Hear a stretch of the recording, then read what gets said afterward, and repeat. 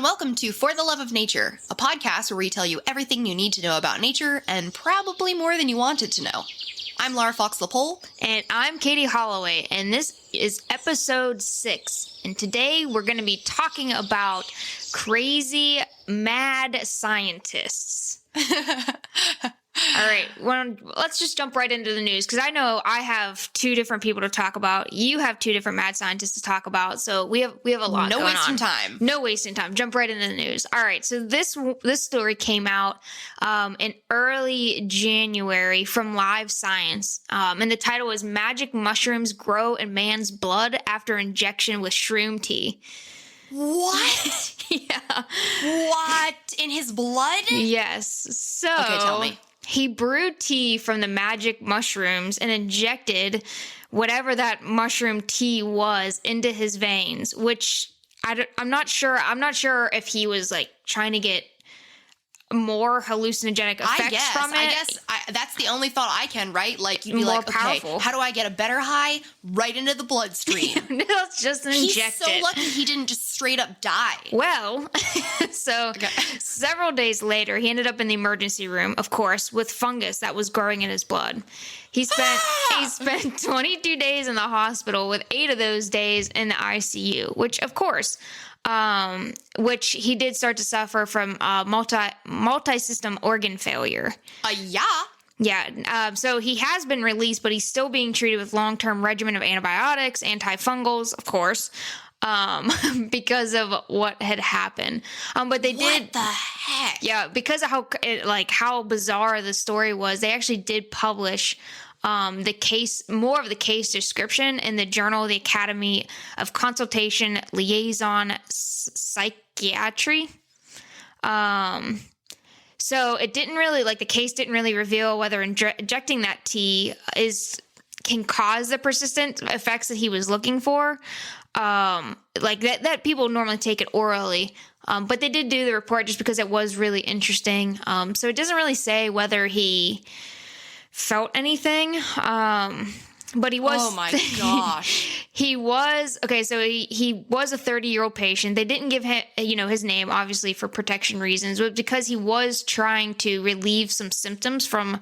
It says he has bipolar and an opioid dependence, and so I guess he was trying to help relieve that because he kept so sad because he kept going highs and lows, and so I guess that was his way of trying to fix that.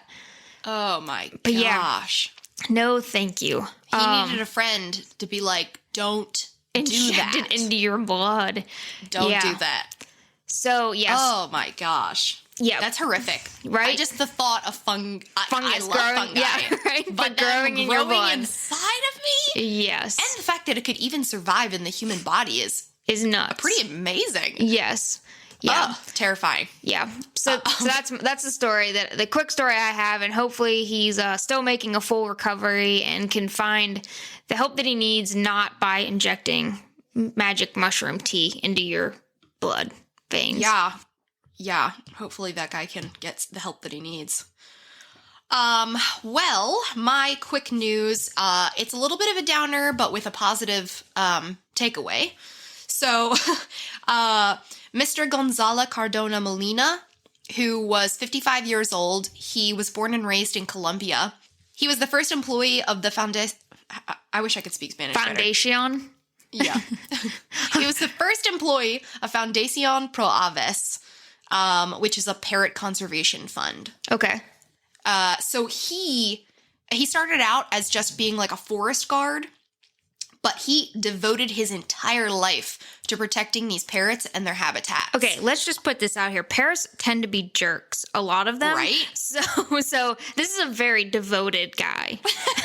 Yeah, for Because you're surrounded by I'm assuming it's like hundreds. And if anyone has had or been around any sort of parent, it's like a toddler. So it's like surrounding yourself with hundreds of screaming toddlers all the time. Yeah. So the specialty and what this project was really going for was to conserve the yellow-eared parrot, which is endemic to cloud forests of the central Andes. So that means it can't be found anywhere else. And it was thought to be extinct up until 1999. Crazy. When they found some in the cloud forest. So he did a whole bunch of censuses, and originally, critically endangered meant that this was pretty much gone. Yeah, the first census they did only found 81 individuals, and that was in 1999. However, because of all the work that they've done, mostly with habitat restoration, because these parrots live in a specific type of palm tree. Okay. Right, which is never a good idea. Yeah. Never a good idea. But so it's a type of wax palm. So unfortunately, those trees have been like severely harvested to make room for agriculture and things like that. And like their fruits are fed to livestock, so they don't reproduce very well, and they don't even reproduce until they're older trees. Anyway, regardless. Yeah. They planted a whole bunch more, and thankfully the parrots made do with artificial nest good. box. That's good. So they threw them a bone. So really they were just being high maintenance, because for all these years they've been super picky, but then when it, push comes to shove, they're like, well, I guess we can settle for an artificial nest box. Yeah. So they worked really hard, and in about 10 years later, they got removed they were downlisted to endangered because they had surpassed 1,000. Wow. Okay. Wow. From 80 to 81 to 1,000 in like 10 years. Yeah. That's crazy. And then the most recent census that this man took, which was in December of 2020, he recorded 2,895. Dang. That's crazy. It's the greatest number the parrots have ever been at. I mean, well, at least in recent memory. And, he would do these censuses by walking through the rainforest to find these birds. Yeah. I mean, they're in the most remote part of the Andes in the cloud forests. Yeah. But unfortunately, he went missing and was believed to have been murdered. Oh, no. Yeah. So, unfortunately, his conservation work was cut off early, but he left an incredible legacy. I'll say, yeah. Dang. And, his work, along with the Foundation's work, has brought this species back literally from the brink of extinction. That's crazy. Yeah, that's a huge jump, especially for like a bird. Because, I mean, I don't know how long and in 20 years. Yeah, it's only in 20 been years. Yeah, and I mean, with parrots, I don't know how long this particular species lives, but most live a significant amount of time, like 60 plus years. And so to bring it back to those numbers in just 20 years is pretty amazing. Pretty amazing. Yeah. All right. Are you ready to get into some mad scientists here? Yes. I feel like we need to give a couple of discretionary warnings beforehand. Warnings? That one, we are just like news reporters. We're just reporting historical facts, because the more we dug into finding, can we just call them characters? Because Sure. I feel like they're like, it's bizarre. At least mine are bizarre. So just keep in mind that this stuff did happen, but it is not a reflection on our approval or anything or belief. Yeah. It's just this stuff happened. And a lot of times, this sort of work, it could lead to other things that lead to remarkable discoveries. I mean, this is how science started in some cases. Yes, so. Right. Unfortunately, especially in like my cases, animal testing is an unfortunate That's what they had to do. To happen. Yeah, that's what they had to do. So, oh goodness. So trigger warnings. Leave now if you're not ready for some dark conversations. We don't know what's coming. Mine's just bizarre. Both of mine are just really, really bizarre. All right, so let's get into it. Okay, both science that I focus on, Laura, it screamed Laura. And not because you're a mad scientist, but dang. But I know you always know the weirdest stuff. Okay, like good. I know. I'm glad. Good disclaimer, because people are going to be like, why does that say? No. Is Laura a crazy person? So I know random knowledge of things, but you definitely best me when it comes to just weird stuff. Yeah, I thrive on the bizarre. Yeah, so and I'm it's ready a compliment. It's a compliment. So for our listeners who don't know the process For the Love of Nature here, so, our team, we pick the general topic ideas. Then separately, Laura and I pick specifics under the topic we want to talk about. Then we send those specifics to our manager, Kim, who makes sure that we don't duplicate anything. So Laura and I go into this. We have no idea what each other's topic are. So right. We wanted to be authentic for you guys and exciting for us. Yeah, because it just makes it way more fun. So when I was researching for this episode, I found two people, and I had a gut feeling that you were going to pick one of them, and I was right. Really? But then you changed your mind. So okay. My first person will be Ivanov.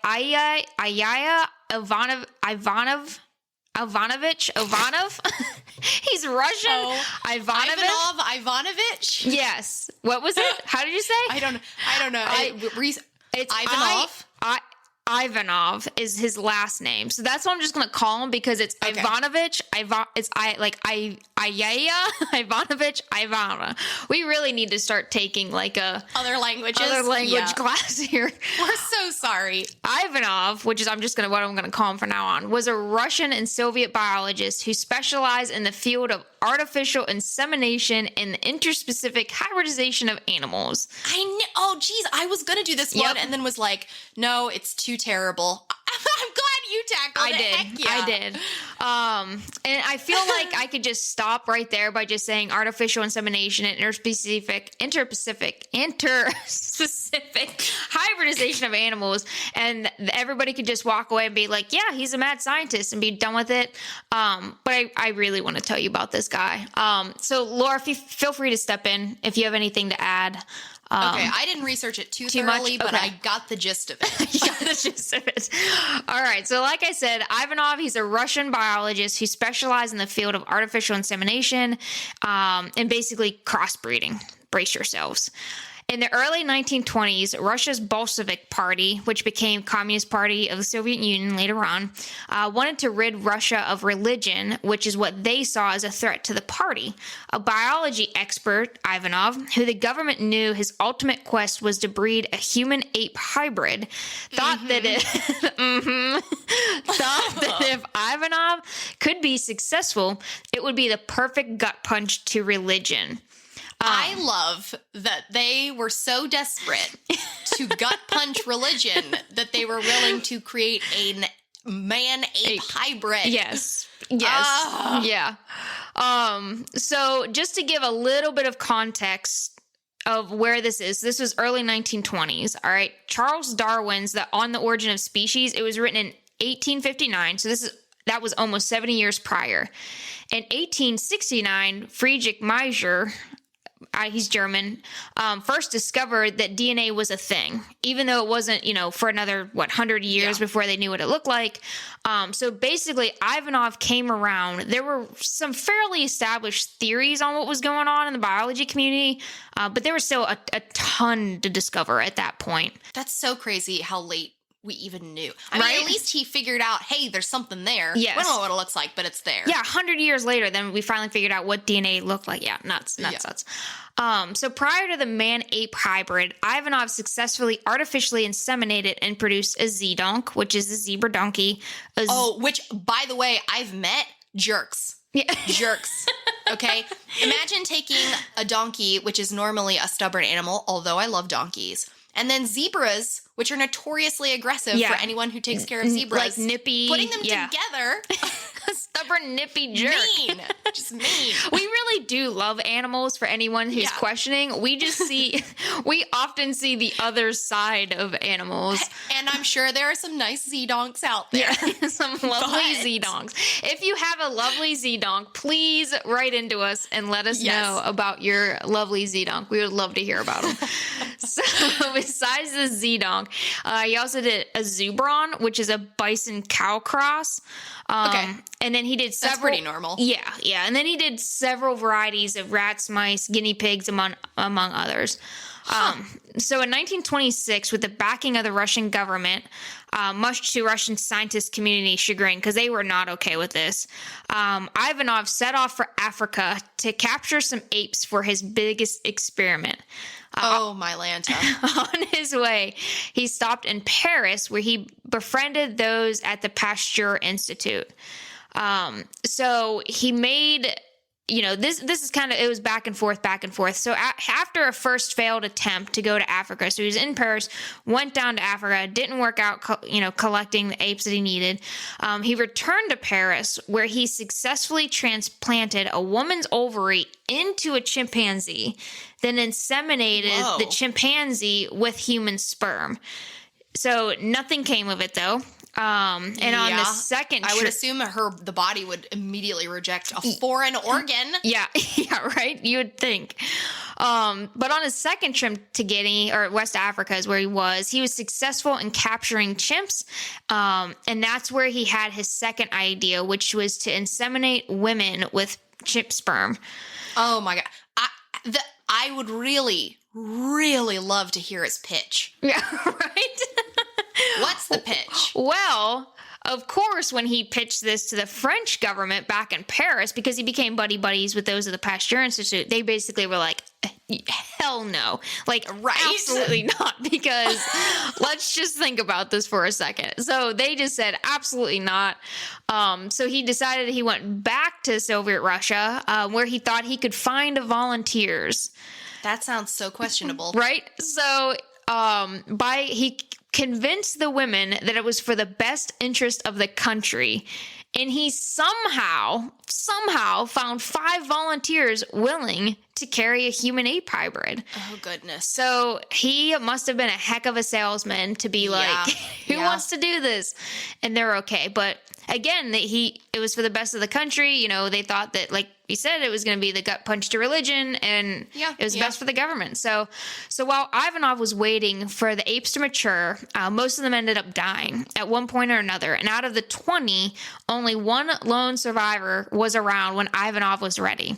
And it was a 26-year-old obviously male orangutan, which I don't know where that orangutan came from, because they're not from Africa.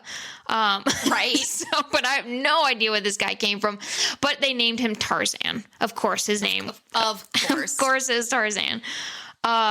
So Ivanov was ready to go, had to volunteer, and then everything fell down around him, and Tarzan died of a brain hemorrhage. Oh, no. Right?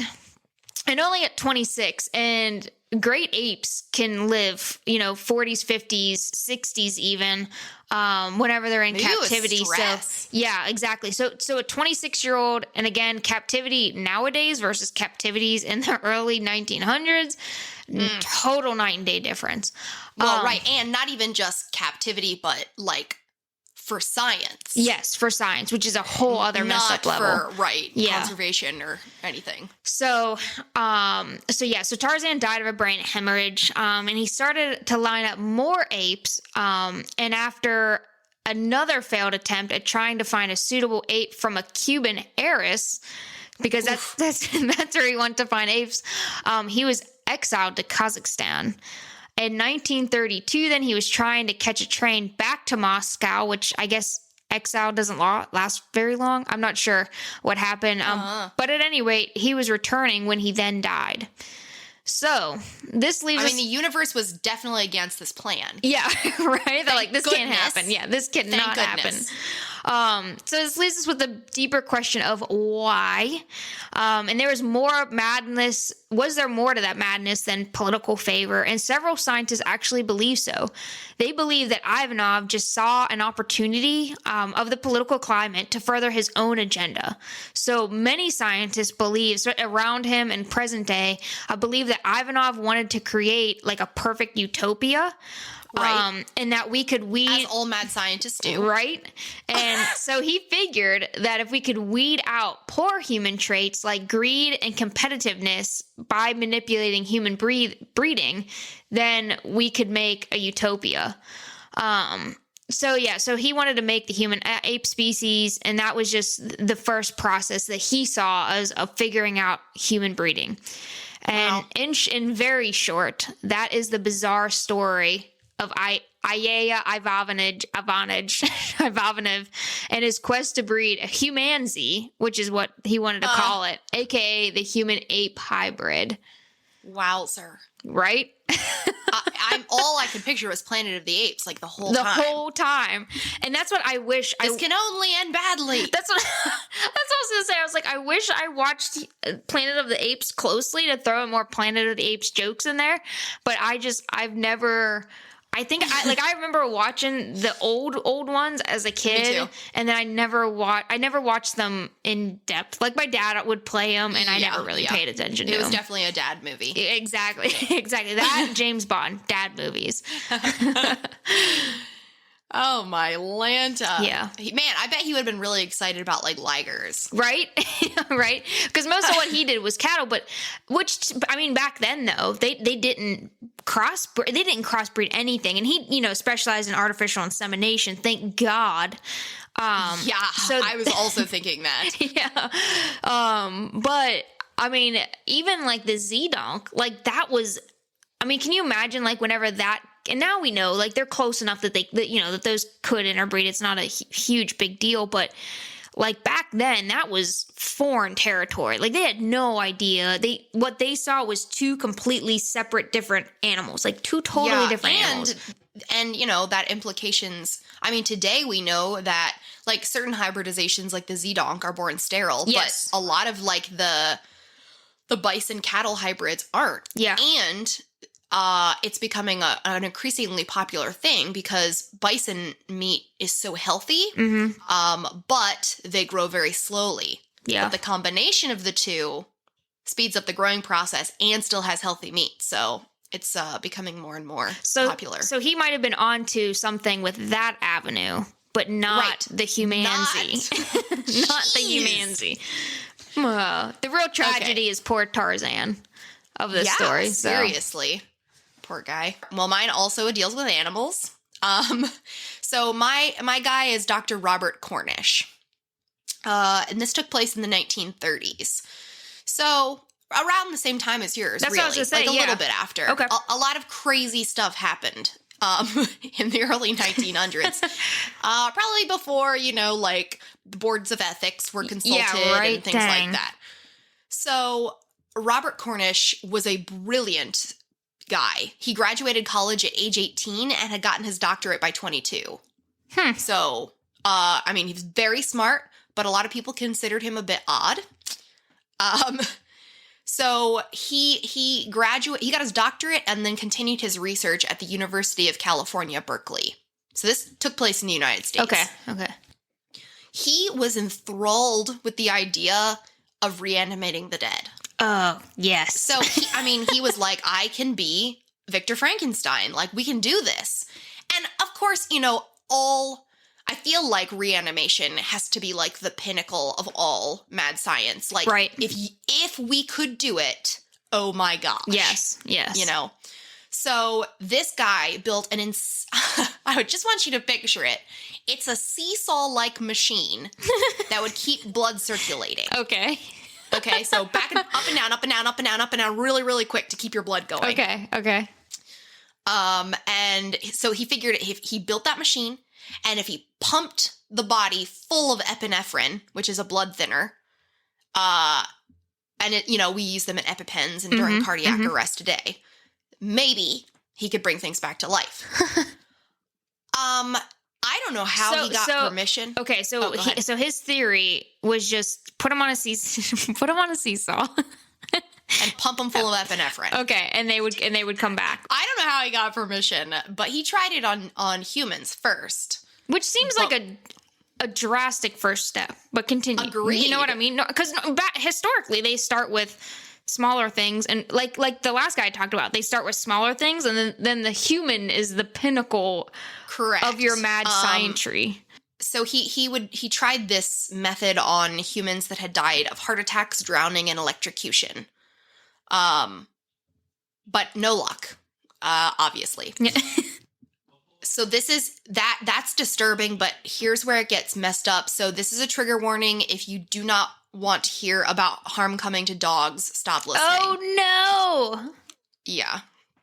So he he felt that he had no control. You know, he couldn't control when the humans died, so he didn't have any. He figured he needed to try and bring them back right away. Like, if this was going to work, it had to be pretty immediate. Yes. So he would suffocate fox terriers and bring them back to life after 10 minutes.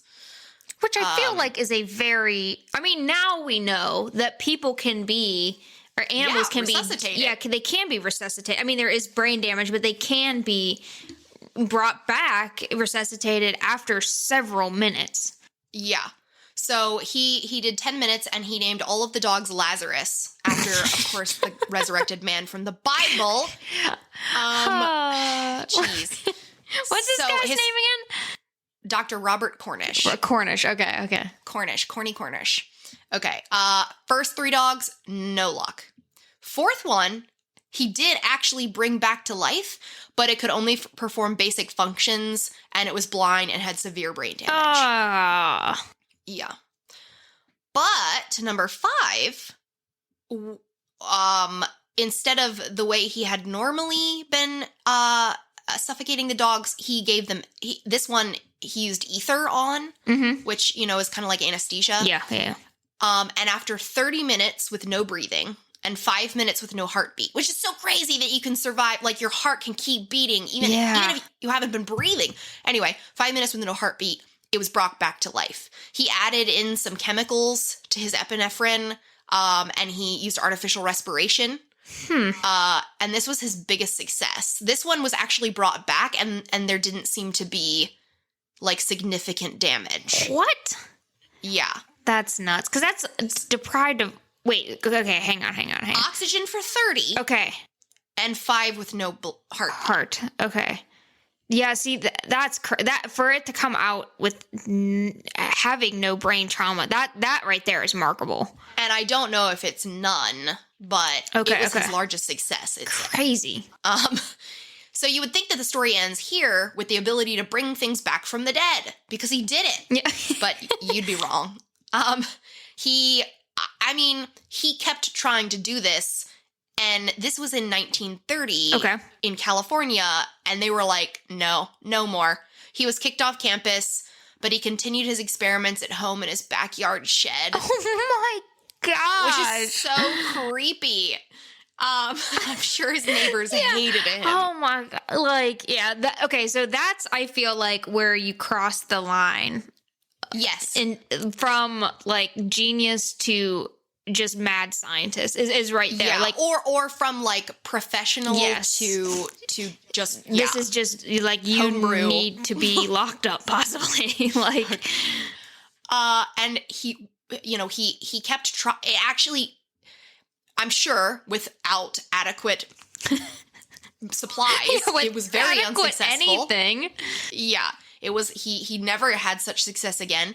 But he applied to attempt reanimation on a death row inmate. The guy was all for it because he wanted to come back to life. The man's name was... Do you get to live? Like, let's just... Yes, you do. You can't be charged again. Interesting. Okay. So, like, it would be like a double jeopardy thing. Huh. So, yeah, I'm sure he was like, yes, please do. So, his name was Thomas McMonigal. And he was going to be electrocuted. And so he was going to try and bring him back a few minutes later. And the court said, oh, hell no. Yeah. Sorry, but no. And that was basically the story of Robert Cornish. He died at age 59 after giving up on reanimation. He invented and marketed his own toothpaste. What? That's how the story ends. He became a toothpaste salesman. But he died at 59. I mean, that's young. Yeah. That's very young. Yeah. I am so glad that you did that story, because my next guy is, from what I could tell, the first guy to do reanimation. So this is the predecessor of your guy. Yeah. So this is the perfect leeway into it. So the first story I shared was in the early 1900s, and this is going to go way farther back. You said yours was in 1930s? Yeah, okay. So this is way further back. Because to me, when there is little technology, I think it just gets weirder and more bizarre crap that happens. Yeah. And this is really bizarre and morbid. All right. Yeah, not a little. It's a lot. All right. So, Well, before you even get started, a lot of reanimation, everybody immediately thinks of Frankenstein. oh, just wait. But that book wasn't published until 1818. So just your guy, you're saying, comes before that. just wait. Yep. So I bet she based it on him. my mad scientist was born in 1792 and he passed in 1834. His name was Giovanni Aldini. The first name I can pronounce and a long history of mispronouncing names. So, you don't know, you've never heard of him though, Giovanni Aldini? I don't think so. Okay, good. So most know that our bodies are full of electrical currents. You want your arm to move, it moves, which in itself is pretty cool. But, if you take time to think of it. But back in the late 1700s, they obviously didn't know about this level of understanding. Aldini, who is a physics professor, oddly enough, heavily focused on galvanism, which is the therapeutic use of electrical currents and the effect of electrical currents had on the body. Yeah, it's like the whole frog experiment thing. Yes. So several sources I found called him the electrical Elvis of Europe. What? Why? Did he sing? Because he used to travel around, and this is present day calling him that, of course, because he used to travel around Europe electrocuting people and animals for what they called theatrical experiences. Okay. So I can see the connection there. So this is, of course, present day people calling him the electric Elvis of Europe. All right. So this practice of electrocuting humans or animals back then was called galvanized reanimation. Which this is so morbid, but when I think reanimation, for some reason I think of people with marionettes. You know what I mean? Because most of it's just twitching and stuff like that. Yep. But I picture way they needed lightning to do. Right? It's the classic. It's classic. Clearly. But I mean, marionette people is way funnier than this stuff. That's horrible. So I'll just do the millennial thing and disassociate for a bit. All right. So I guess when you don't have TV, this is what people went to see for entertainment. Yeah. I mean, they went to see hangings and stuff. Yeah. Sure. Why not see reanimated corpses? So why not? So for this to work, however, Aldini would have to have a subject that had just died.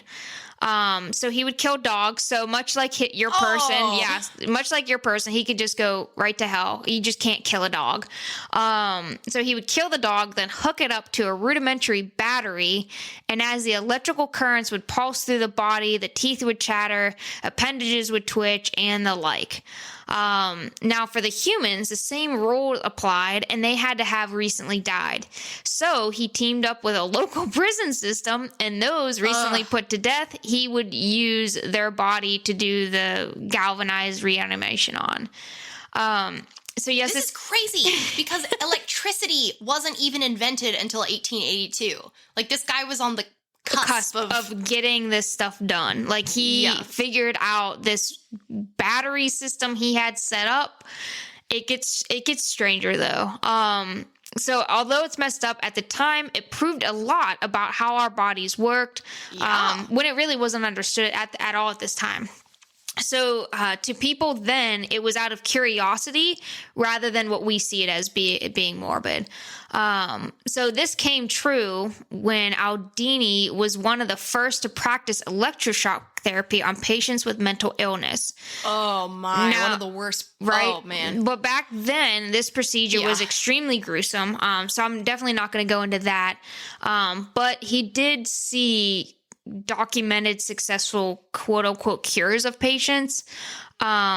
So the horrible part was how it was done. But it was so successful, in fact, that he wrote a book in 1803 with the longest title ever in history called An Account of the Late Improvements in Galvanism with a series of curious and interesting experiments performed before the commissioners of the French National Institute and repeated lately in the anatomical theaters of London by John Aldini.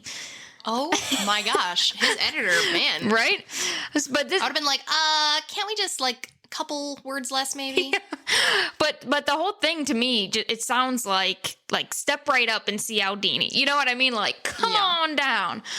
So I mean, he was known as an electrical Elvis, which I would like to give credit to Kim, our manager, who keep making me want to say Elvis all shook up jokes during this whole thing, but I just couldn't. So after he published the book, he took part in one of the most famous displays of his work. A prisoner, George Forster, was set to be hanged, and part of the agreement, much like your guy, was that his body would be used for science.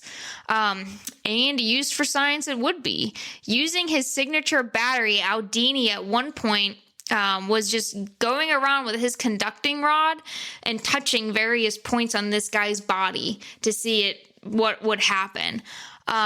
So he used the conducting rod, touch it to his mouth and ear, which made the corpse slowly blink its left eye. Oh my gosh, that'd be so horrifying. Right? So can you just imagine just like blinking at the audience? Like, or blinking or winking. Like, well, because if it's one eye, it's winking. Didn't we have this conversation before where we said about winking and blinking? So he would be winking at the audience since it is a one eye, right? Gross. Wouldn't that be creepy? Beyond creepy. So for whatever reason, though, Aldini decided to stick the rod near his rectum, in which his book described that the body convulsed so much that it definitely, quote, gave the appearance of reanimation. So it just jammed out, I guess, is what he described, just convulsing. Oh man. So, the guy is hanged, which I don't know what his crime was. But his legacy is a rod up the butt, because that's how literally everybody knows this guy now. That's so insane and awful. Yeah. So now many believe that Aldini is where Mary Shelley got her inspiration for Frankenstein. Okay. But she was 5 years old at the time whenever George Forster was going around, so it's hard to tell whether she heard about it later on. Or not. I don't know. Crazy. So as regardless of how twisted it seemed, it really was the start of understanding electrical currents on the effects of the human body. Many have said that he became one of the pioneers in this type of treatment that had been perfected over the years and is still one of the most effective way in treating several different mental illnesses by offering low health risks. Of course, it's come a long way than sticking a probe up your butt, and at least you get anesthetized, but oddly enough, the only reason why Aldini stopped his research was because Napoleon Bonaparte invited him to become... I gotta check that, because it just said Napoleon. But anyway, they invited him to become an advisor to the state of Milan. So he moved up, and that ended his academia career. Like, everything else that he had done just ended, because then he became an advisor to the state of Milan. And that is the shocking... That's a horrible joke. The shocking, but... Katie! Sorry, double whammy. Shocking but story of Giovanni Aldini. You're welcome, everyone. Oh, my goodness. Okay. My next person, well, my last person, is also into reanimation, but this man, his research, he was a pioneer in his research, and although what he did sounds horrific, it had serious, far-reaching implications that are still used to this day. Like, he probably helped the world doing this stuff. So my guy's name is Sergei Burkhonenko. Again, he sorry for the pronunciation. He was born in Russia in 1890 and also was considered very intelligent. He created his first invention as a teenager. He designed his own type of bicycle. Wait, what? Did you look into that anymore? I saw a picture of him riding it. His own type of bicycle. Yeah, I don't know how it was different than a bicycle that had already been, I don't know. Okay, it was his own thing.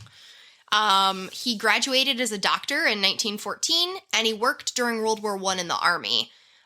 which is where he probably was inspired to create what he became famous for, which is a heart-lung machine, also known as extracorporeal circulation, which is a cool word. Yeah. So, I mean, this guy had great intentions, and this one I don't think is, well, okay. I was going to say, I think for all these mad scientists, I think they had great intentions. Oh, yeah. But for mine, like, I would say the last guy was a mad scientist. Yes. Like, he wasn't even successful. This guy was a legitimate doctor. was trying to help. Yeah. So in 1926, he created his own version of a heart-lung machine. So this is in the 1920s. There hadn't been, like, everyone is trying to work on these right now. Okay. Or get something like this going. I think because of World War I, they realized, like, we need some serious surgical advances here because we cannot. Because there was really nothing at that point. Really, if you think about it, there was nothing. It was very rudimentary, very simple tools. There was nothing like this quite at this point in history. Yeah. So he created his own version of circulation. He didn't have the lung part yet, but he called it the auto-injector, which was for the purpose of artificial circulation with blood of warm-blooded animals. So he was like, okay, I need to almost like how they do blood transfusions kind of thing. He wanted to be able to find a way to keep someone alive by circulating their blood. Okay. So it used animal lungs to do that. Interesting. So weird to think about. Yeah, that's so weird. Basically, it pumped blood into a donor animal lung, which oxygenated it, and then pumped it back in. For the time, though, that's actually pretty ingenious. Yeah, and what's more efficient than oxygenating something than a lung? Yeah, right. Right. So, that was have you heard recently Elon Musk is giving away like $100 million reward for somebody who can find best technology to cut down on carbon, and everyone was just posting or applying pictures of trees. That's so I feel good. like this is like the same thing where he's just like, what would be the best thing to oxygenate the blood? Well, what already works? The lungs. Yeah. So he kept a dog alive for 2 hours this way after its heart had stopped. Wow. So, but unfortunately the dog did die due to complications. But it was the first experiment of its kind in the world. No one had tried that before. I wonder if the dog would have lived if he would have done it for like 30, 40, you know what I mean? If he would have done it for like a shorter length of time. Yeah, and then when I think he probably just was like, let's see how long this can go. Yeah, crazy. And it mostly was, I think the complications were like hemorrhaging. Gotcha. Like that, okay. Which makes sense. So he kept researching, both with isolated organs and parts and entire animals. Wow. So here's where it gets like slightly disturbing, but also fascinating. I remember reading about this guy from a crack.com article back in college. I specifically remember this guy.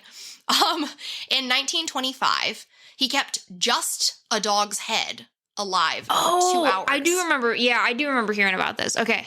Yeah. So this wasn't picked up by the popular news, which is insane. Yeah. Though he did show it to the Second Congress of Russian Pathologists. So he just kept this head alive. The next year, he kept a dog alive that had no heart or lungs for 2 hours. What? So he just bypassed everything in its system. But I wonder what alive is, like fully functioning. You know what I mean? I think it's probably just functioning. Yeah. But it's probably sedated. Fascinating. I'm sure. God, yeah. And he showed that to the Second Congress of Soviet Physiologists. And that one was picked up by the press.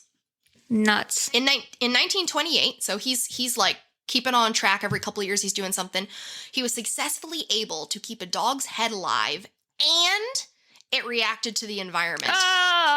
Creepy. Katie, there is a video of this. What? Everyone, like, is it disturbing? Kind of. But it is, like, there is a legitimate video. You can Google it right now. It's on YouTube. It's called The Experiments in the Revival of Organisms. And it was released to the rest of the world. It was like a joint USSR, United States, Britain, like it seems like it it's narrated just like all those old movies. Oh, that like, has to be it's amazing. in black and white. Yeah. It's in black and white, and then there's this British man who's talking about how this is authentic, and they show you the experiments they did on this dog.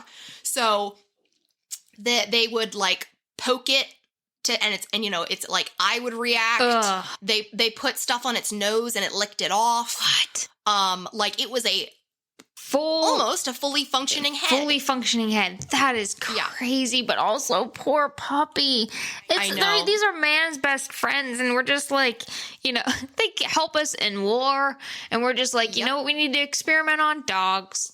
Yeah. They don't do anything but love us. Let's just... It's so awful. Oh, poor puppy. This, of course, freaked a lot of people out. Yeah. Because, and so, like, some people were like, we should not be messing with this. Other people, though, were like, is this the way we can preserve human knowledge? So they're thinking, like, we can keep our heads alive. What? Oh, man. Right? That would be... Which is, I mean, like, on a totally different note, people, like, Walt Disney did that with his head, cryogenically froze it. Oh, that's right. That's right, yeah. And there are people that pay for that. Heads. Yeah, there are people that pay for that. I guess you never know. So the world could use Walt Disney right now. Just bring it back. We need to figure out right now. This received a ton of press and resulted in a lot more funding. I imagine, and, yeah. Like, not just picked up by press in Russia, but all over the world. Yeah. This was like crazy. Wow. So he wanted to perfect this technique so that a device could be used to keep a human alive during heart surgery. That was his ultimate goal. Okay. I mean, that makes sense. That makes sense. Like, if somebody was wounded, could they keep them alive while they were getting a new heart? A heart would be removed. They would send everything through his little machine. The heart would be put back in, and they'd be okay. So, in 1931, he tried bringing back dogs that had gone into cardiac arrest due to hypothermia. Okay. Awful. Yeah. Jeez. And it worked. He called it the device for artificial circulation, and it was patented in Russia, Germany, and England. Since it used animal lungs, it couldn't be used on humans yet. Okay. But like he could, the dogs had gone into cardiac arrest, and by putting their blood and stuff through this, they could be brought back. So, but it's a step in an incredible direction for his goal. That's crazy. Over the next several years, he used his machine to successfully conduct 260 open heart surgeries on dogs. What? So he was like well on his way to making this like a perfected thing. In 1936, he designed his own bubble oxygenator and called it an artificial lung. So up until then, it had only been heart stuff. Okay. Now he was like, this blood also needs to be oxygenated. Well, in a different way, because you're right. He had done the lung thing before, but this was like not using an animal lung. Yeah. This was step up. Step. Yeah, step up. And it was patented in Russia. So he now had a full heart-lung machine. Using this, he brought a dog back after 7 minutes of cardiac arrest. And he continued to work with more animals that had no neurological damage and that continued to live a full life for years afterwards. Wow. And you can see videos of that too. Like you can see a dog who, it died. He brought it back after a few minutes, and then that dog had puppies, and they did it on the puppies. I mean, maybe not as a baby, but like there was like generations of these dogs to show that the survivability was there. Wow. So then World War II happened, and everything was put on hold because his plan in 1936 was like, okay, here's my machine. Yeah, let's do it. Yeah. But then World War II happened. And that screwed up everything. So after that, when he was in his 50s, after World War II, he tried to bring people back after death, but it didn't work. For whatever reason, it could work on dogs, but it couldn't work on people. I wonder if it was just like a capacity thing. You know what I mean? Like, was it just a capacity thing? Because dogs are so much smaller. Like, it wasn't... Right. Yeah, interesting. And, he was trying to bring them back to life. Yeah. That's not to say he couldn't keep someone alive during surgery. Yes, yeah. Which are two totally different things. Oh, yeah. I feel like trying to bring someone back from the dead is a very big step. His device was never used in open heart surgery and was quickly overshadowed by a new heart-lung machine that was invented in the 50s. Oh, sorry. So not when he was in his 50s, in the 50s, after World War II. So, like, he had been so in front of this, and then World War II happened, and then some other guy was like, here's a new heart and lung machine. And I wonder if that guy got the idea from this guy. You know what I mean? Like, they think that, it built. Yeah. And so Sergei died in 1960, but is considered a pioneer in cardiac surgery. And where I got most of this information was from a cardiac surgery, like, website. Yeah. Like, wow. So, I mean, crazy. Yeah, right. He could keep dog heads alive. Terrible that he killed dogs to do this, but incredible steps towards saving lives. I didn't realize there'd be so much dog death in our episode today. What is?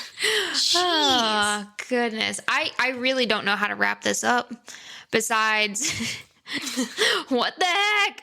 I mean, but again, though, I mean, a lot of these, like we said, I mean, it's a step, unfortunately, back whenever you don't understand something, I mean, scientists got to figure it out. And it is a fine line of genius to just the mad scientist aspect of it. What makes someone a genius and what tips you over the edge to being no longer considered a genius but being insane or unethical? Yeah. And how that line has changed over the years. Yes, definitely. Because I'm sure that wasn't considered insane. Well, maybe. But yeah, like, the humanity, I figure people, at least he found 5 volunteers that thought it was, fairly normal. So goodness. Gosh. So we'll definitely post some sources and things on our social media. So make sure you guys follow us at FTLON on Instagram and Twitter. And we will talk to everybody next week. Talk to you then.